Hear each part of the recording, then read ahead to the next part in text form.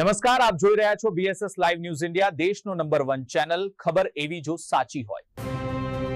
માછીમાર એસોસિએશનનો પ્રમુખ સાહેબ, વસ્તુ એ છે કે કાલે મેં બપોરના 12:30 વાગે દવા પીધી. અત્યારે હું જીકે હોસ્પિટલમાં સારો લઈ, જેનું કારણ એ છે કે અમે આજથી અગાઉ 4 વર્ષ 2021થી 2024 સુધી એક સાથે અમે પેટાની અંદરમાં અમે કામ કર્યું, જે મેંગ્રોવ એરિયા દરિયા વિસ્તારમાં, જે ભરતભાઈ કચરાભાઈ પટેલ કરી નામનો, જે 4 વર્ષના કામ અમારું પૂર્ણ થતા જે અમે હિસાબ માંગતા, આજથી અગાઉ 8 મહિના પહેલાં 8 મહિના સુધી અમને હિસાબ નહીં કે નહીં અમારા પૈસા આપતો. અને જે મજૂરીની ચૂકવણી માટે હું બજારમાંથી ઊંચા વ્યાજે પૈસા લીધે, આજે બજારમાંથી મને દબાણ આવે અને એ પૈસા આપવાનો ઇનકાર, અને મને કહે છે કે તારાથી થાય કરી લે. એનું કારણ છે કે એના ઉપર કચ્છના મોટા ઉદ્યોગપતિના હાથ છે, જે થકી મેં કાલે બપોરના દવા પીધી છે.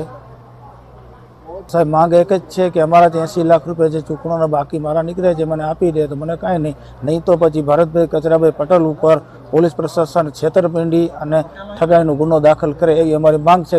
એના કારણે અગાઉ કચ્છનો કોઈ પણ આવી રીતે ના આવે કે જેને આત્મહત્યા કરવાનો વારો આવે.